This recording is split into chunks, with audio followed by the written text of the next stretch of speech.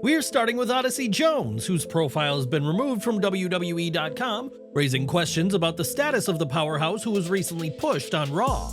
Now, a huge update has come about as Bryan Alvarez of Wrestling Observer Live reports that Jones has been fired following allegations of domestic violence.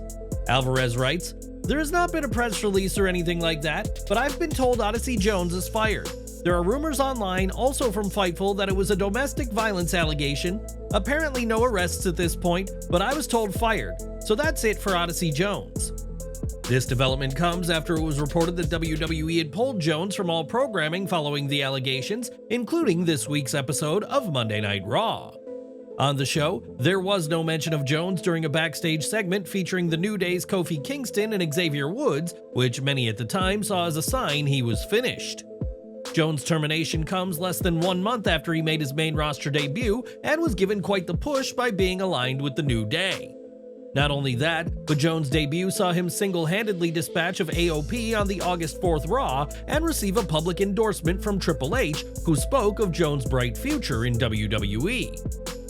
That future will not come to be as Jones, real name Omari Palmer, has finished his time with WWE after first joining the promotion in 2019. It wouldn't be until the summer of 2021 that he'd debut in NXT, and while he was called up to the main roster in April 2023, it wasn't until this year that he actually debuted on Raw. As of now, there have been no reports of an arrest related to the allegations, but the situation has clearly impacted Jones' career, and we'll continue to follow his situation for updates. How do you think WWE should handle situations like this to ensure transparency and accountability while protecting the rights of those involved? Let us know in the comments. With his title retained at WWE Bash in Berlin, Cody Rhodes is set to respond to Solo Sikoa on an upcoming SmackDown, as the Tribal Chief still has his sights set on the undisputed WWE title. On the go-home SmackDown before Germany's first WWE PLE, Sikoa made clear that he would challenge whoever left Berlin with the gold, but when will this rematch with Rhodes happen? According to Bryan Alvarez, the rematch between Rhodes and Sikoa is confirmed, but it won't be taking place at WWE's next PLE Bad Blood, but instead at a later date. While the timing of the event is uncertain, it is possible it'll come at WWE Crown Jewel in November, especially since it's believed Sikoa is already booked for Survivor Series. It's been reported that Sikoa will take part in War Games at the November PLE against a team led by Roman Reigns, meaning it's unlikely a rematch with Cody will come at the same event. Cody and Sikoa will meet again, the only question now is when, as while Crown Jewel could be the date, WWE could potentially save the match for an even bigger stage. When do you think the rematch should happen? And how would you book this upcoming chapter of Solo Sikoa versus Cody Rhodes? Sound off in the comments. Now, Charlotte Flair's been out of action since December of last year when she suffered an injury against Asuka on the Tribute to the Troops edition of SmackDown. Flair suffered a torn ACL, MCL, and meniscus following an awkward spot and underwent surgery shortly after, with fans able to follow her recovery through social media. Now, after 8 months out of action due to the injury, a new report has shed some light on return plans for Flair and who she could step in the ring with next. PWN reports that Flair is expected to be part of SmackDown upon her return, and that a WWE Women's Championship match with Nia Jax is likely somewhere down the line. A match with Tiffany Stratton was also deemed a possibility at an upcoming PLE, though one name she won't be facing is Asuka, who is now on the Raw roster and also injured. Are you excited to see Flair take on Jax and Stratton, or would you rather see her tangle with some other women in WWE, and if so, who? Give your picks down in the comments section. In May of this year, Jordynne Grace arrived in NXT mere months after her appearance in the Women's Royal Rumble and played a pivotal part in the ongoing NXT-TNA relationship. On this week's NXT, the Juggernaut returned to the Gold brand via a pre-recorded message and spoke of WWE Week on the USA Network that she wants to be a part of.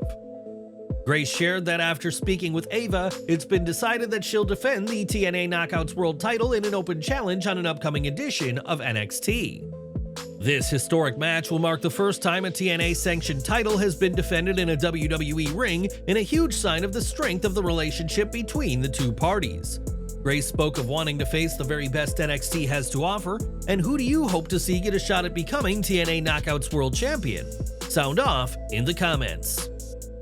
On this week's Raw, Joe Tessitore made his debut as a WWE commentator and has been thrown in at the deep end as the lead announcer for WWE's biggest weekly show. Tessitore's high-profile arrival was announced months ago, and expectations were high for the broadcaster who comes to WWE after lengthy runs with ESPN and ABC. Sean Ross Sapp noted on Fightful Select that there was a lot of excitement about Joe Tessitore's Raw debut, though those backstage admitted that there were some growing pains and hiccups. Those issues are to be expected given it was Joe's first night on the job, and Fightful adds that WWE were satisfied with how things worked and thought Joe sounded great on the air. While WWE may be happy, many fans online were not, with complaints sprouting online that he was boring and lacked energy as a WWE commentator. Some argued that Tessitore was quiet for the majority of the show, leaving Wade Barrett to do most of the work, but it's worth remembering that this was his first night on the job. Tessitore will need some time to improve, and WWE are hopeful he lasts longer than some unfortunate picks for commentary, such as Adnan Virk and Jimmy Smith. Away from WWE, Tessitore will be able to remain with ESPN while fulfilling his duties on Raw, so sports fans will still get to hear from the new Raw commentator. It remains to be seen how Joe Tessitore will do on Raw, but he will be under Michael Cole's wing, learning from one of the best along the way. But what would you rate Joe Tessitore's first night on a scale of 1 to 10? Let us know your scores down in the comments. Over to NXT, and Roxanne Perez has been dominant in her second reign as NXT Women's Champion, but at NXT No Mercy came face-to-face with a massive signing. On this week's NXT, Perez began by name-dropping her list of victims, including her No Mercy opponent Jaida Parker, before declaring that nobody could dethrone her. Perez's arrogance was met with a surprise appearance of Chelsea Green, who wanted another shot at the NXT Women's title, but the hot mess was taken down by Giulia. The Japanese sensation who debuted at No Mercy stared straight at Perez and issued a challenge for the title, stating, "You, me, CW," setting the stage for a blockbuster showdown. Giulia wants the title match when NXT moves to the CW network on October 1st, and this match will likely guarantee a sold-out show in Chicago, Illinois. It's likely that Giulia will win, giving Perez a perfect opening to head to the main roster, and this match has been in the works since NXT Stand and Deliver in April. At that event, Perez won the title from Lyra Valkyria, and Giulia was seen in the crowd before that match, though it's unclear if Perez was aware of Giulia's appearance beforehand. There is speculation that Perez was kept in the dark, and when Viper Reports asked if anyone else was considered for the mystery spot, sources confirmed that no other names were seriously considered. The secrecy around Giulia's NXT arrival was high, with NXT sources not seeing her until just before the finish of Roxanne Perez vs. Jaida Parker. The report adds that WWE has big plans for Giulia, including making her the new face of NXT's women's division, and plans on keeping her in NXT for an extended period. This will allow her time to get comfortable with a WWE environment, and what do you make of a title match between Giulia and Roxanne Perez on the CW? Sound off in the comments. At NXT No Mercy, Tony D'Angelo gave his all against Oba Femi, but like so many others, came up short in his efforts to dethrone the dominant North American champion. D'Angelo certainly took a beating from Femi in the match, and Fightful Select reports that officials backstage at the show were worried that the Don was genuinely hurt. Tony waved off the referee multiple times during the course of his match, showing that he was willing to continue and was able to finish the match despite fears of an injury. D'Angelo did appear on last night's NXT but did not compete in the ring, and we hope to have an update on the Don's condition after worrying those backstage. In a vignette, Ridge Holland explained betraying Chase U at No Mercy, saying he was the one to bring Chase U back to prominence with a new look in Classroom, not Duke Hudson. Holland derided Hudson and Riley Osborne, recalling that at NXT Heatwave, Hudson and Andre Chase couldn't win the NXT tag titles, even with Osborne and Thea Hale being at ringside. Ridge vowed that the step-by-step destruction of Chase U begins next week, with a special message for Hale telling her, "Thea, I'm gonna love every minute of it." The segment ended with him stomping on the Chase U trophy that is typically carried by Hudson. And what did you make of Ridge's heel turn and this vignette? Let us know below. In December 2022, Mandy Rose was released from WWE just one day after losing the NXT Women's Championship after the company learned of the explicit content on her fan site. Rose later said that she was never given the chance to take the content down before being released, and while she said she'd never return to WWE, it appears things have changed. While speaking to SE Scoops, Rose shared that if she were to return to wrestling, her ultimate goal would be to perform on Raw or SmackDown, where she'd showcase her new mentality. After making a significant impact in NXT, Rose believes that it'd be time to take that energy to the main roster, but made clear that she appreciated her time as part of the Gold brand. With that said, Rose's end goal is to perform in front of larger crowds and be on TV, and envisions her return would come with an edgier attitude and focused on making a statement. Whether that return is as a solo act or as part of a group like what we saw with Toxic Attraction, Rose is determined to be a more determined, fearless version of herself in WWE once more. In the interview, Rose was asked about whether she's taking any pleasure in Vince McMahon's fall from grace, as it was ultimately his call that ended her career as a WWE superstar. Rose said that she's not one to take pleasure in others' misfortune, but did say that she's a strong believer in karma and believes she was a little bit wrongfully treated by WWE. Rose hasn't competed since her exit from WWE and hardly needs to take bumps again, as she made over $1 million from her site subscriptions in the month after being released. Ultimately, no amount of money can quite match the roar of the WWE universe. And do you believe Rose will return one day? Let us know in the comments section below. Later this month, a new docuseries on Netflix will focus on the life of Vince McMahon, with 6 one-hour episodes chronicling his rise and dramatic fall in the wrestling business. According to Post Wrestling, Library Films, the production company behind Mr. McMahon, attempted multiple times to secure an interview with Janel Grant, ultimately to no avail. While Grant's accusations resulted in McMahon's exit from WWE, she won't be featured in the doc, and her absence has sparked speculation about the balance and fairness of the project. After all, McMahon himself has been interviewed for the docuseries, and as the release date nears, fans and critics are left wondering what kind of McMahon we'll see in the series. Given McMahon's complex legacy, marked by both groundbreaking achievements and deeply troubling allegations, there is anticipation and skepticism in equal measure. But do you think the Mr. McMahon documentary series will offer a fair assessment of his life and career? Let us know below. Since turning on Sheamus, Pete Dunne has taken a darker road and on NXT was seen brooding when Trick Williams reached out to him for advice after losing his NXT title at Heatwave. Trick didn't know that this would be the catalyst of their rivalry, as Dunne would attack him soon after, and Trick started off this week's show by calling out Dunne, only to be met by Ethan Page. Fresh off his win at No Mercy, Page said he should be kicking off the show, and Trick said he called Page's match with Joe Hendry down the middle like he said he would. Once Trick is finished with Dunne, though, he's coming for the NXT champion, who said he'll defend in 4 weeks' time on the CW, but questioned if Trick will make it to the show. That was Pete Dunne's cue to ambush Williams, but it was scouted and both men brawled despite security's efforts to separate them. Ava told them both they had to settle things in the ring, even if it meant the planned main event of the show started earlier, and they kept brawling until they both fell through the announce table. With that in mind, Ava raised the stakes for their next encounter, which will come next week and be a last man standing match that will hopefully see a decisive winner. A non-finish in a feud this intense is a little disappointing, but promises that a more definitive result will happen with a stipulation down the line. This week's match was good, but the best is going to come with the main event spotlight and a stipulation next week. And what did you think to this week's Brawl? Sound off below. In more TNA influence, the Rascals defeated the OC and Hank and Tank to earn a shot at the NXT Tag Team titles, setting up a clash with Nathan Frazier and Axiom next week. This match will hopefully eclipse the previous tag title match with MSK, and while it's likely Wes Lee will spoil things for his former allies, this story is a sign of the strength of the NXT TNA alliance. What do you make of the Rascals earning a title match? Will Zachary Wentz and Trey Miguel win the gold? Let us know below.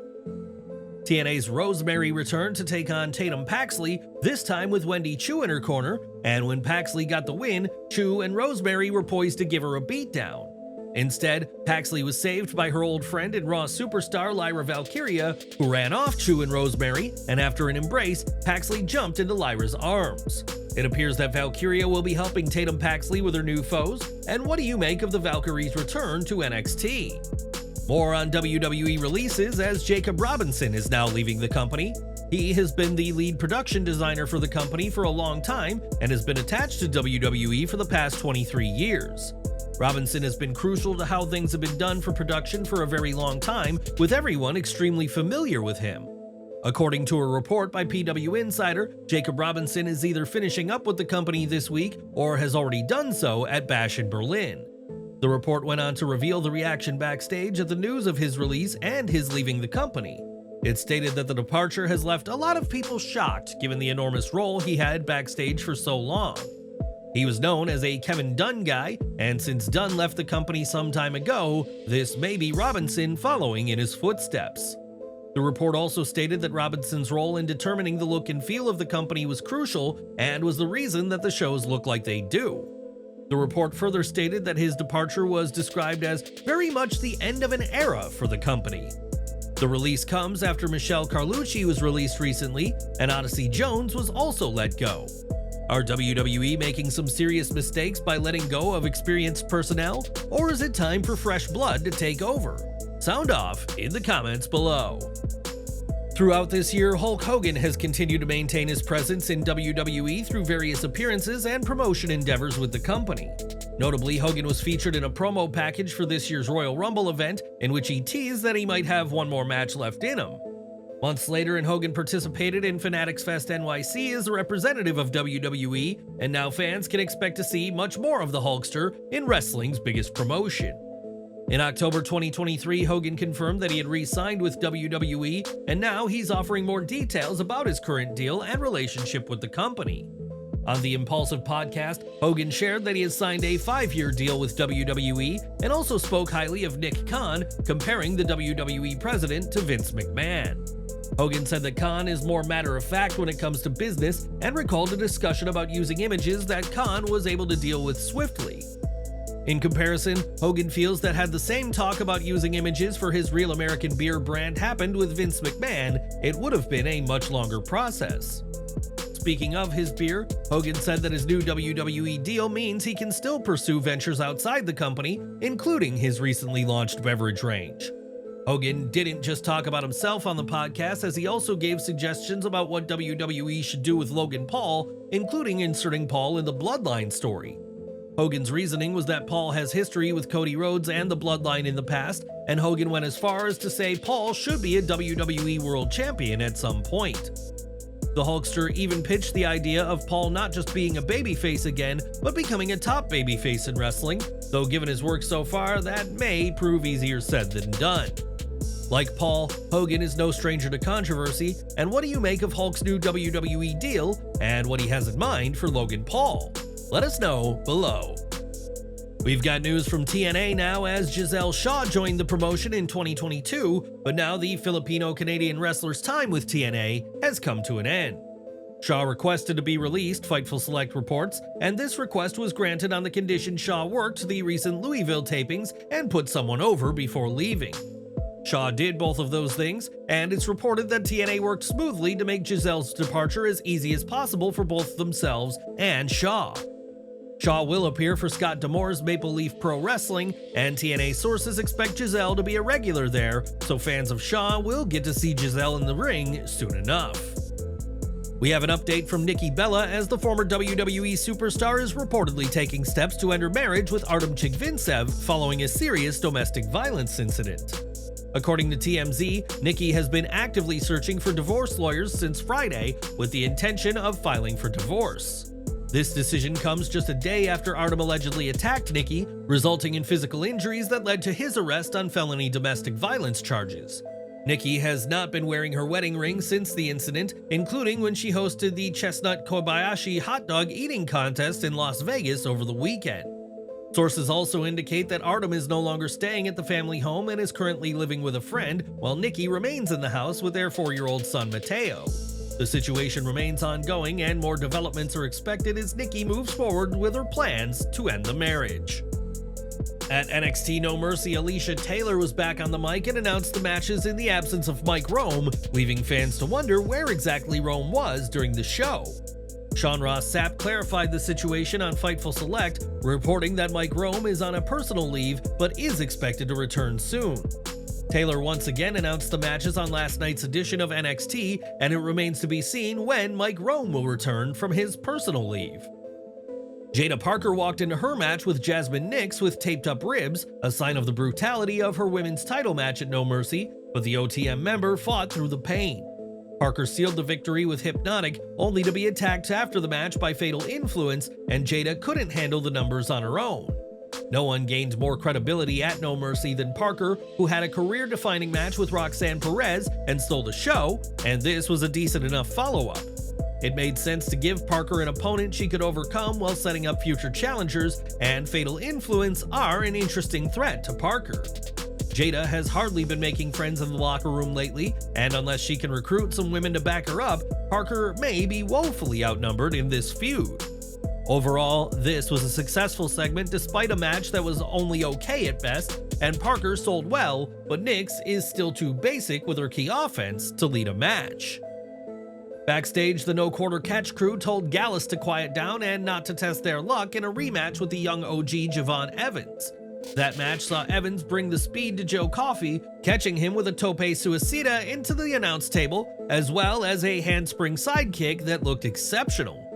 Mark Coffey and Wolfgang tried to get involved, but Cedric Alexander helped clear the ringside area, and Evans got the win with a corner springboard corkscrew moonsault. Neither Evans nor Coffey got the time to shine in the same way in this match, but with that said, it was good to see the young OG back on the winning track. With Alexander backing him up, perhaps this is a chance to finally get Evans back in the title picture, possibly in the tag title picture if the NXT title picture is already occupied. Later, the young OG and Ren Sinclair agreed to a Heritage Cup match next week, leaving Charlie Dempsey frustrated once more. Lexis King defeated Oro Mensah on NXT in a solid, albeit short match, and we hope that this becomes a series of matches that'll bring out the best in both men. We are ending with Oba Femi, who demolished Channing Stax Lorenzo on the show, all while a conflicted Tony D'Angelo watched on, uncertain if it was worth challenging Femi again. That was NXT, guys. How was it? Sound off in the comments below, and thanks for watching.